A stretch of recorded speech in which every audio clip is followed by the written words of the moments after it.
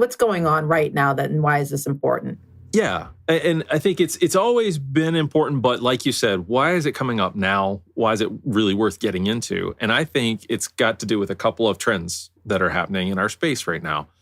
Digital twin is probably the first one. Everybody thought I was going to say AI. They thought I was going to say AI, but I didn't. I said digital twin. It might come in later. Yeah, that's true. Fair enough. But I think digital twin is one of the reasons it matters so much. And just we've had a lot of episodes about that. But to recap what I mean there, digital twin, people are doing it because they see the value of predicting how their product's going to behave.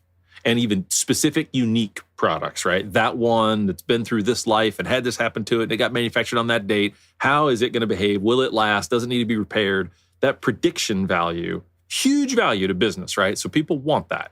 But you can't have a good digital twin to predict outcomes if you don't have the right data in it or behind it to do that thing.